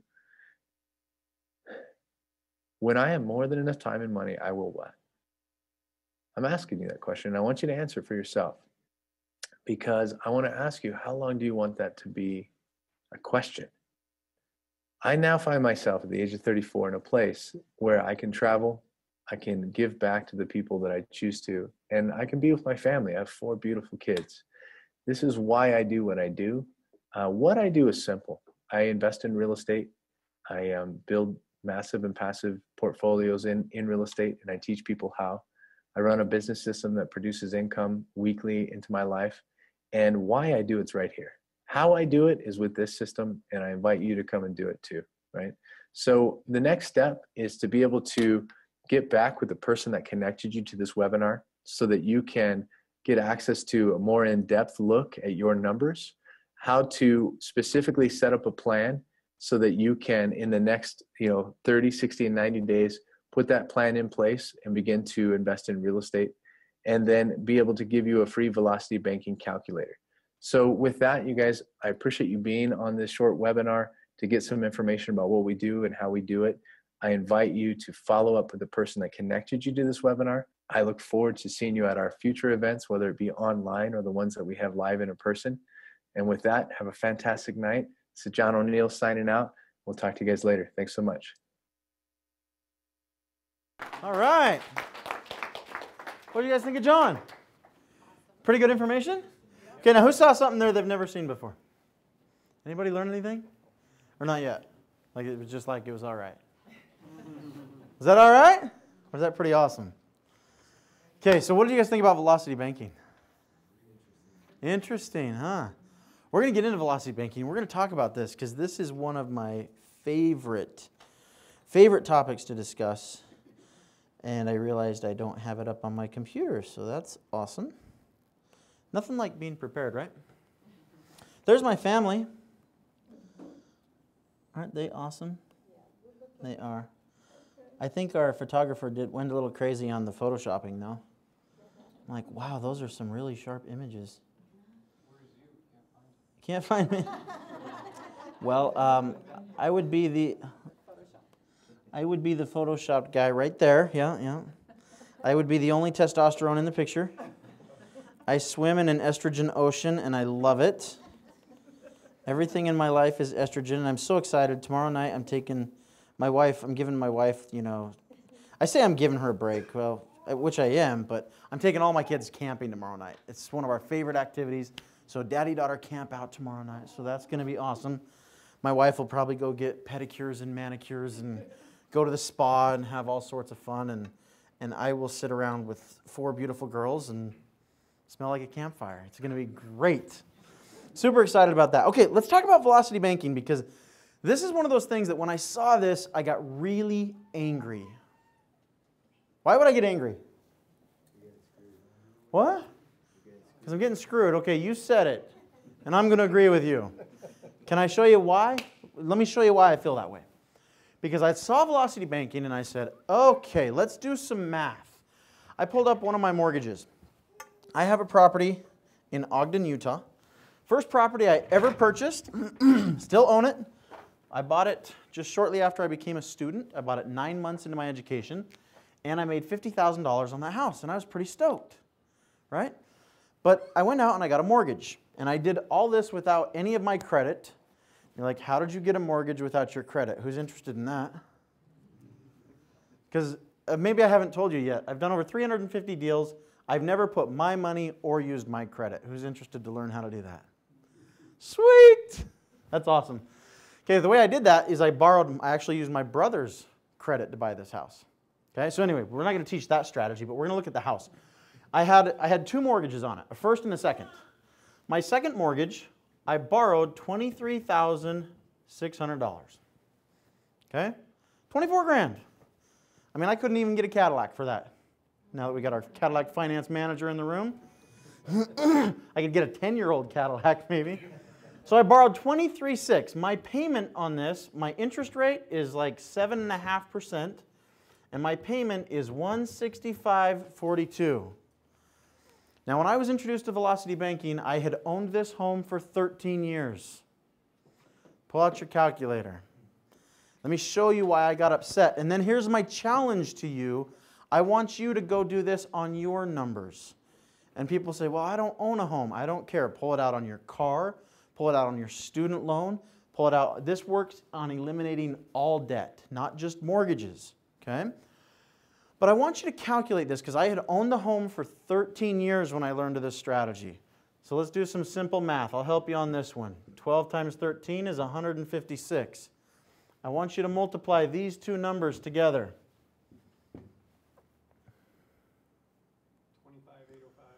$25,805. How much did I borrow? $24,000. Okay, and is it Casey? What did Casey say? Why did I get mad? Because I'm getting screwed. Because I'm a sucker. Because I'm a dum-dum. So now it's time to suck it up, princess. Let's learn how to fix this. So you had paid it off at that point? Oh, do you think I had paid it off at that point? 13 years into a 30-year loan. How much do you think I still owe at this point? Let me help you. Ouch. I've got roughly $4,500 of principal reduction. And how much interest did the bank make? Like 21 grand, approximately, ish. Can we speak in ishes? Because I'm not going to do the math. That's crazy. That is crazy. Why is this the case? Why do loans work this way? It's because it's called amortization. Amortization means on my first payment, how much was my payment? $165.42. On my 360th payment, how much is my payment? $165.42. The payment stays the same. The interest rate stays the same. Can we affect the time? You better believe it. When I started doing the numbers on this, I realized that had I paid only $100 extra, had I paid $265 a month, this loan would have been paid off in 12 years. Holy cow. I still have 17 years to go. And another approximately $13,000 in interest. That's crazy, y'all. Let me show you. Okay, let's go into Middle America. Now, I know these numbers don't really work here in Southern California unless we go like out a ways. Imagine we're in Blythe.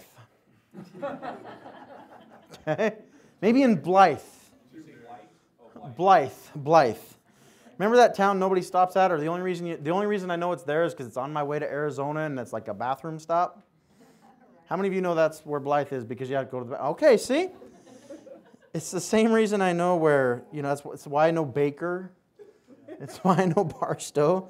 They're all bathroom stops on the way to where I go. Did you see this? That's a lot of bathroom stops on a road trip. Okay, just be clear. All right. We're going to get after this. I got to kill the jacket. So we're going to kill the jacket. What's that? I still can't hear you. Just send the link of this recording to Oh, shh. No, don't get me in trouble. Hey, well, yeah, send it tonight. And then I say, hey, babe, I'm taking the kids camping. I'm good. Okay, so 6.01 is going to be my interest rate. Now, can we get lower rates than that? I want to be very conservative in this example. But is that lower than my rate? Yeah. Right? Are there still people that bought a house 14 years ago that still have higher rates? Yes. I mean, it's not been that long that we got these really low interest rates. Okay? So here's what I know. I know the payment amount. Here's why. Let's look at amortization. Let's look at this, guys. This is amortization. This is what this means. Every time I make a payment of $1,200.39, this is a calculator. This did the math for me. If you want to verify it, pull up a financial calculator. Right? Do it. There's a great app. The app I use on my phone is called Easy Calculators. Great app. I mean, it plugs the numbers in. It's fantastic. Okay? In fact, shall we do it? Is anybody doubting these numbers? There's always the pessimist in the room. Omar, are you doubting me, Mr. Finance Manager? No. Okay. You could. I'm just going to pretend you are. Okay, Omar, you're challenging me, huh? Okay, so there I ran it on another program. What's the monthly payment? $1,200.39. I put in the exact same information, right? It's just an amortization schedule. Google it. You guys can find these charts, okay? So I pay my $1,200. The interest, look at that. How much do I pay in interest the first month? $1,000. Awesome. How much does my loan balance go down the first month? Okay, it goes down $198. How about the next month? Oh, that's exciting. Another $1. You paid $1,200 again, and you had one more dollar go towards your pay down. How about the next month? Okay, and then the next month, like, it's the same again, right? But month 5, like, magic happens. Yeah. You get another penny. You crested 100 pennies, and now you're at 101. Who sees the problem here? You starting to see why I've paid 25 grand and I still owe 19? Who's curious about your numbers now? You've never looked at it this way, have you? We don't think of it this way. So I want to do a little calculation. I was curious. Okay, like in my situation, I only borrowed 24 grand. I paid on it for 14 years now, and I still owe nearly 20 grand. So I'm just curious, how long with this loan, okay, how long is it going to take me to pay this thing down 10 grand? 5%. 5% of what I borrow, how long is that going to take? How do we find that?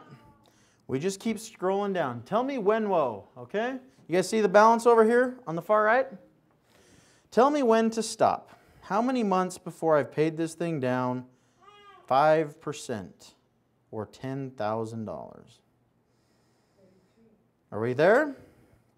Right there. Can we call 46? Is it close enough? I'm off $2.34. Are we close enough? I mean, I do realize that $2.34 in the above example took like 3 months to gain that much more, but we're going to take liberty here. So 46 payments. Okay, calculators, you know the drill. I want you to do 46 payments times $1,200 and 39 cents. Don't forget the 39 cents because the bank won't. 52,218. I think that number's wrong. I think your calculator didn't work. Maybe you fat fingered it. 55,217.94. Oh, I heard 52. I'm sorry, John. Okay, so $55,000. How much did we pay down the loan? 10 grand. Okay, $10,000. So we're gonna. I mean, the industry calls this finance charge. I'm going to call it bank profit. How much bank profit was just generated? $45,217.94. Congratulations, ladies and gentlemen. You have a home. You bought a mortgage. You have a mortgage. You bought a home. That's awesome. It really is. And you're just doing your dutiful, pay your payment every month. And like Casey said earlier, what's happening? You're getting screwed. I love it when people say that because then I can just repeat it and I can give my opinion freely. Glad to see we see eye to eye on this, Casey. 45 grand and people are like, yeah, but Kendall, it doesn't matter. I'm not going to pay extra on my house. Do people pay extra onto their mortgage? If you have $800 left over every month, do you put it against your house? No. Why not? You may need it later. You may need it later. Like if you put it against your house, like I did this with my car. I was so excited when I was young and I was making money. And so I paid off my car and I'm like, yes. 2 months later, the transmission went out. I'm like, crap. I have no more money. I had to refinance the car to put the transmission in it. See, a car loan, a student loan, a house loan, they're one way. You can only put money into them. Once the money goes in, boom, that door slaps you right in the butt. And then you can't get it back out unless what? Unless you refinance or sell. Is there a better way? Is there a better way? How many of you are familiar with these things? What are these? Credit cards. What's another word for this? This is a credit card, but it is a what? It's a line of credit, yes? Are there other types of lines of credit? Personal lines of credit, business lines of credit, home equity lines of credit. There's many lines of credit. This is just one form of a line of credit. I want to see, could I use that tool more effectively? Now let's come over here and let's put in our average American across the country. Making, whoops, $5,000 a month. Okay? After taxes. If they're not living well beyond their means, right? Maybe they've got a little bit of credit card debt, some modest vehicles. Is it feasible to say that after they make $5,000, they pay their $1,200 for their house, because isn't that the first bill we pay? And then their utilities, car payments, credit cards, food, groceries, insurance, all of that.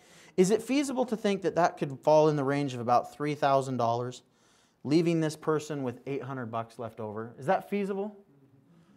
It easily, he says easily. I would argue that fact. Most people are living what? Paycheck to paycheck. So it's not easily done, because if you have extra money in your account, Easily that much expense. oh, easily that much expense. Thank you. I'm misunderstanding what you're saying, John. No. Jeez. I'm just not going to talk to you anymore, because I feel like an idiot. So I'm going to talk right here. Well, I need it. 'Cause you keep on saying. I'm hearing, I'm just misunderstanding. Okay, so it's very feasible they could have $3,000 in expenses. Okay, so in this example, John Q. customer has $800 left over. If that was you, would you put that $800 towards your house? No. Is John Q. customer going to do that? No. For the same reason. If you put it in, you can't get it out. Well, now I want to be crazy. I want to show you what John talked about in the webinar. How many of you would ever take a line of credit at 21%? Does it ever make sense to take a line of credit at 21% to pay off a mortgage at 6%? Omar, you're a finance manager. Does it make any sense for me to, because you can get me a car loan at 6%, I would assume, or better, right? Or worse, you haven't seen my credit. So you could get me 6%. If I came in and said, Omar, tell you what, you don't know what you're doing. I would like to use my 21% line of credit to pay off this car. What are you going to say to me? Yeah, like, here's your sucker. You're in the wrong place. You're supposed to be at the bank. Like, are you dumb? 21%? I mean, that's a big gap, right? That's 15% difference. How many of you would use 21% to pay down 6? How about you? Is it Israel? Would you do that? Ismail. Oh, well, you know what? Let's butcher somebody else's name. How about you, Corny? I'm even wearing my glasses tonight. How about you, Osborne? Ozzy Osbourne? Okay, so who would use it? Does it make sense to use 21% to pay down 6? You're sort of shaking your head. Yes, he's like, it does now. Prior to what you saw in the webinar, does it make sense? No, that's crazy. That is so dumb. I want to show you that it makes sense, right? We're going to show you guys that you should be politicians. Because before you come in here, you're going to say, there's no way I would pay 21% to pay down 6. And now you guys are like, yeah, that sounds like a good idea. I want you to go home and tell your spouse, your significant other, your coworker tomorrow, guess what I found out last night? I'm going to use 21% to pay down 6. And they're going to look at you like you've lost your freaking mind. Yes? Okay, let's look at this though. I want to see, because we already know that $10,000 is what we paid here. And it cost us $45,000 in interest. If we use the same $10,000, because how many of you have received a convenience check in the mail from a line of credit? Could I take a line of credit convenience check, put it into my checking account, and do a principal-only payment? Could I do that? Yeah. Well, if I were to do that, and then I were to use my cash flow, if I charge $10,000 on this, but I put all of my income into this, like my extra $800, it's going to pay it down that month, and I'm going to go from $10,000 down to $9,200. If I need to buy tires for my car, is that $800 available? And let's assume that this is a $20,000 line of credit. I'm not maxed out, right? And then the next month, does it go down $800? And then the next month again and again and again? And do I still have access to that money? Well, if we were to do that over and over and over and over with a line of credit, what do you suppose it would do to that 30-year term? Is it going to reduce it? And by the way, if you choose to do nothing and just pay the way the bank wants you to, or refinance every 5 years, look at this. You're at 232 grand. And this is where people argue with me and they say, yeah, Kendall, but I'm not going to, that's over 30 years. And they try to justify, like, that's over 30 years, I'm only keeping it for 5. I'm like, you're an idiot. Where's the most expensive money? This is not even 4 years. Right? Not even 4 years, and it's nearly 25%. No. Nearly 25% of what I borrowed. So that logic loses. Do you see that? Okay, well, let's see what would happen. Because right now it's 232 grand, so really is you pay for 2, but you get to keep 1. That's a great deal, right? That's like financing a brand new Cadillac. I pay for 2 and I get to keep 1. Right? The new Escalade, woo, it's sweet. But it's like $92,000. Unless you buy it with 10,000 miles, then it's like $42,000. Just kidding. All right. Okay, you guys ready? Let's see what happens. If we just do this over and over and over. Took it from 30 years down to what? 12.5. You just took off 17 and a half years. Okay, so my question to you is, you just invested $20,000 in your education. We're talking about one strategy on one loan. What's your return on investment of money that you don't pay? Goodness. Is that like nearly 700%? Who's okay with 700% ROI? Okay, can we make it better? Let's say that because a line of credit, understand that's a tool. What creates the velocity is cash flow. So it's tax season. Congratulations. It was tax day the other day. That was awesome, right?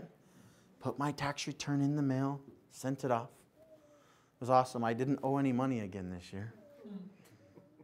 Isn't that awesome? Make a great 6-figure income and I don't pay taxes. No income tax. Isn't that awesome? You're shaking your head like that's a bad thing. It's an awesome thing. No, it's not messed up. It's messed up for you up until now. But you see, Omar just became a student. He's learning how to fix this stuff. Once you become a student, up until now, it's messed up. But moving forward, like next year, you're going to be up here and you're going to be laughing too. Like, guess what? It's awesome, okay? Well, let's say we adjust our taxes. We go in and we stop getting a tax refund. Who gets excited about a tax refund every year? You shouldn't be. What's your name? Don't make me come all the way back there. I can't read. Dawn. Okay, Dawn, how much is your tax refund every year? Really want me to say? Sure. $8,000. Why do you get excited about that? Because I use it to pay off credit card debt. Oh! So let's check the logic here. All right. We send all of our money to the government. We don't have enough to pay our bills, so we live on credit cards. Then when they give us our money back, we pay it off. Nice. Or we can fix it. Let's go in and adjust your W-4, your W-9. I call it the WD-40, okay? Go in and adjust your W-4. Go adjust your WD-40, okay? Increase your dependents. Start a business. You're now going to increase your deductions, yes? Let's just take, Don, you're getting $8,000, that's awesome. John Q customer here, he's only getting $6,000. That would increase his take-home pay every month by how much? $500. And so long as he still has access to the money, if he puts it into the house, if he can still get it back out, do you put the money into the house? Yeah, and what does that do to his loan? Takes it down to 9 years. Is that pretty crazy? Now, what's the ROI now? Good. Hey, he's my numbers guy too, so if he says good, we're just going to leave it at that. Because if not, he's going to calculate to the third decimal point of what the percentage is. Guys, this is crazy. This is one strategy. This is one of 57 classes that we teach. This isn't all that we teach, though. Like, I got really excited about getting into real estate. I wanted to do deals with no money, no credit. And they said I could do that, but I didn't know how. But I was willing to learn. I want you to write something down. When you get started with our system, I want you to be smart enough to listen. Or let me rephrase that. I want you to be dumb enough to listen. Be dumb enough to listen. Humble yourself enough to say, you know what? I don't know what I don't know. How many of you tonight, just based on this presentation, this example right here, have learned something you didn't know prior to tonight?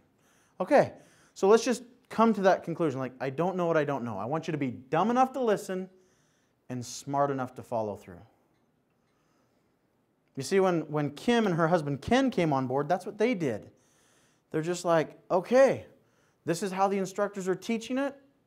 It's true. Let's just do it. I don't even know if it's true, but I'm going to say it is. And let's just follow it and let's see what happens. Kim and her husband Ken, they came on board with us, and first they were investment partners with us, meaning they gave us capital. We used their money to do deals. Now, were you just independently wealthy? Did you guys just have cash sitting around? The answer is no. But I want Kim to come up, and Ken, you're more than welcome to come join us as well. Kim and Ken Evans, I want them to come up to the front of the room, and I want them to share, where did they come up with the money? How did they access that money to do deals with us? And what has happened since? Because there's the starting point of the journey, but then it's like, let's see where we are once we're into this a couple of years, right? So do me a favor, put your hands together and bring to the front of the room Kim and Ken Evans.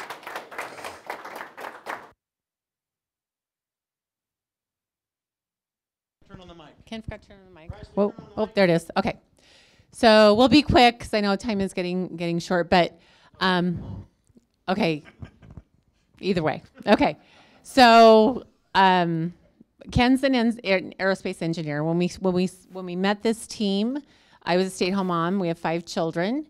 We have 1 at home now, so we're kind of moving forward. But the last 5 to 7 years kind of is the time frame when we've been involved.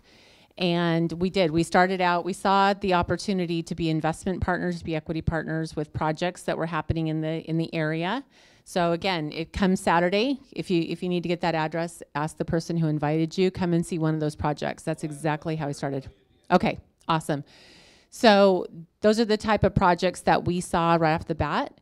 We were able to, we wanted to be investment partners, but we didn't have cash laying around. But Ken did have a 401k at his work, and we talked about it for a long time, and we figured out that we were either, unless we did something different, we were going to be working till we die, because in his industry that's what people do. So right? Let me make sure I understand this. You had a 401k, so you guys chose to take that money out and pay the tax and penalty. No. We learned through the system. You didn't pay tax and penalty on your retirement. We did not pay tax and penalty through the system. Oh, I didn't know you could We do that. learned, whatever. We learned through the system that we could access that without tax and penalty. And so we were able to do that. We did a rollover into a self-directed account, and we invested those funds. And we loved that. We loved being equity partners. We did about 7 deals together with people who were doing fix and flips, namely Kendall and Darren. And then I started seeing that, they're not doing anything I couldn't do, right? And so I wanted to do more. So I started inquiring, and they said, hey, there's this entire system where you can learn to do it yourself. And I thought it would be a competitive conversation, right? It's very, very collaborative, and that's one thing about the community and the team. So we dove in. We got started within 5 months of learning, right? Kevin talked about that. It's not overnight. There's a learning process, but within 7 months, we were into our first deal following the system. And that property, we made, with our partners, we made an 87% return on investment in 122 days. The second property we did, we made a $52,000 profit in about 6 months on that one. And we were hooked, right? And so one thing I had a conversation with Kendall recently, and I was adding up, so between taxes, between business, between fix and flips, rental properties, equity, everything else that we've done because of the system, we've made just over $900,000 since we've been started. So to me, I look at that $20,000. Wait. Did you guys hear that? Yeah. How much? 900, just north of $900,000, which surprised me, right? But it's cool, it's really exciting. So that's our story in a nutshell. Did you want to say anything? One thing she didn't say is when we started this, I was working 60 to 80 hours a week, and we were still going backwards a couple of $1,000, $3,000 in credit cards every month, and we had $100,000 to $120,000 worth of credit card debt. Well, today I only worked 40 hours a week. That's like living a life. I don't know what there is about aerospace engineers, but they're like workaholics or something, at least my generation. The new generation, you kind of wonder about. But anyway. But today, we don't have, most of that consumer debt is gone. And, you know, I don't know exactly what our net worth goes up, probably to $2,000 to $3,000 a month. Awesome. Give it up for him, guys. That's amazing. So I don't even think I need to ask the rhetorical question. Was it worth your investment? Yeah. You see, guys, it's just like everything else. Like if I go down, and I've been picking on Omar all night. If I go down and I buy my new Cadillac for $92,000 plus tax, license, and fees, and now I'm at $100,000 for my new Caddy, do I bring $100,000 to him cash? Or do I finance it? I finance it. Guess what? When I bought my education, what do you think I did? Did I bring $20,000 cash? No. Why? Because I didn't have it. So I borrowed the money. I got a line of credit. And I structured it just like a payment system, like anything else. Right? It's the world that we live in. We're accustomed to payments. So I was willing to finance my education so that I could learn how to do this. Now, $4.5 million net profit later, you think it was a good deal? It's a good deal. It's been a great investment. Okay? I'd like to share the success of Ozzy and Joanna here in the back. They came to a presentation, the first deal they came through, they came to a property tour first. No, the event, they came to a presentation like this about 2 weeks ago. 2 weeks ago over in Orange County. Then they came to a property tour. Then they came back to the presentation.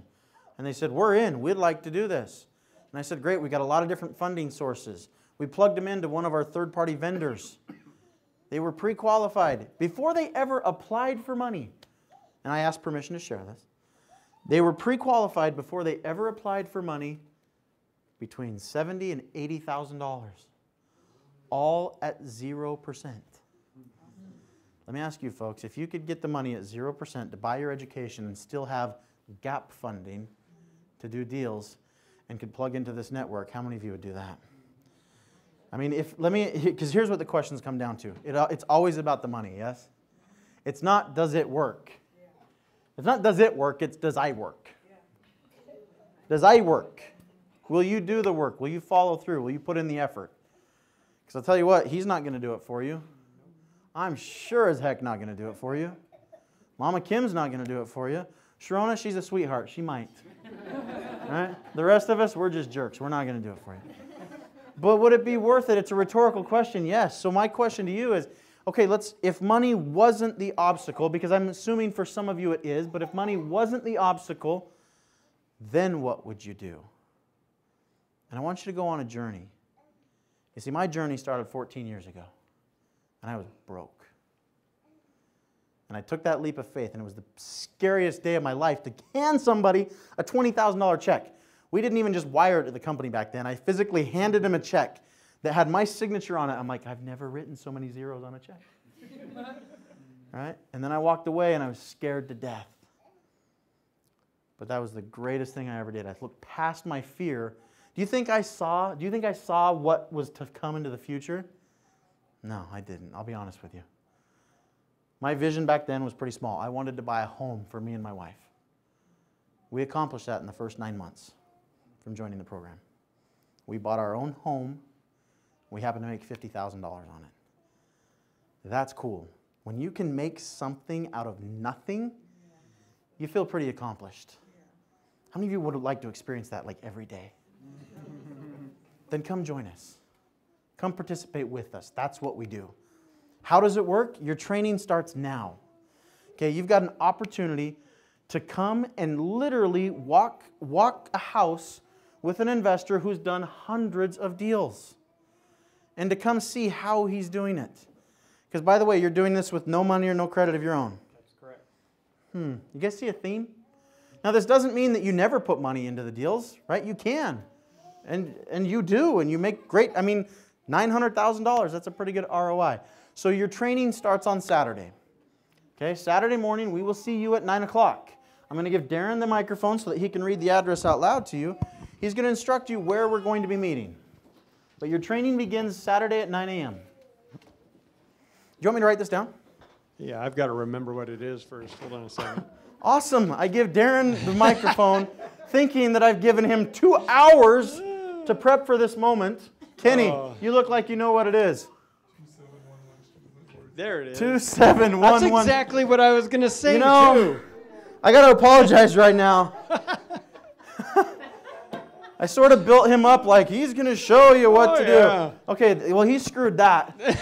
But how many of you now have a little bit like confidence, like, if that moron can do it, I can do this? I hope am you all I do. right? You're right. I'm right. Wentworth. Okay, Wentworth. Yeah. Wentworth. And I forgot what city it's in. Sun City. Oh, yeah. It could be Menifee. All right, this guy's fired. You know what? Look, just turn off his mic. Cut the mic. We're done. Ladies and gentlemen, your training starts on Saturday. Okay? Yes, Kevin? I'm sorry? Yes. Your training begins on Saturday. Here's what I promise on Saturday. I will show up smelling like a campfire. You good with that? I'm going to spend as much time with my kids. They might even be in tow with me. Hey guys, We're breaking. 9 to 10:30, not just show up Saturday. Yes, yes. 9 to 10:30, because then I need to go home and shower. Okay? But here's the thing. Your training starts on Saturday. You might be looking at this, and you know by now where you stand. You're going to fall into one of 3 categories. And number 3 says, thanks, but no thanks. I appreciate you inviting me down. I don't know if real estate's in my future right now. And I'm going to say that's okay, but I'm also going to encourage you to do a little more research, because statistics don't lie. The wealthy people in this country are real estate investors and business owners. That, if you haven't figured it out, is the opportunity we're presenting to you tonight.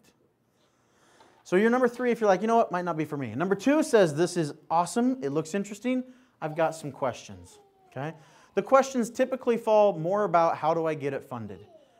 Don't worry, we can finance anyone. You get that? It's like I'm a car dealer. Good credit, bad credit, bankruptcy, it's okay. Buy here, pay here.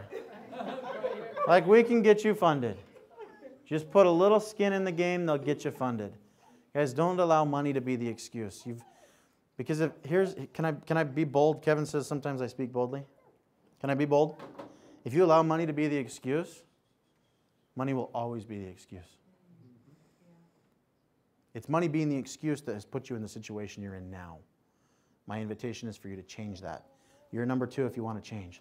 A number 1, I was a number 1. I'm like, I'm in. I don't have the money, but if you say you can help me overcome that, and you can finance anyone, buy here, pay here, bankruptcy, okay, I'm in. And I found the money and I started. Best decision I ever made. Remember what my good friend, I feel like he's a friend. You ever listen to one of your mentors so often you feel like you know the guy? Anthony Robbins, my favorite mentor. He says, it's in your moments of decision your destiny is made. Okay? Take this decision seriously. I want you to pull out your cell phone. This is my parting word tonight. Pull out your cell phone. Even if the person who invited you here is sitting next to you, I want you to communicate with them where you stand. Pull out your phone, unlock it, pull up your text message, type in their name. I'm demonstrating this. And you send them a message and you say, I'm a number 1, 2, or a 3, and I want to schedule a follow-up. Okay? Pull out your phone, text them right now, and then I look forward to seeing you all on Saturday morning, 9 o'clock to 10:30. Have a great night.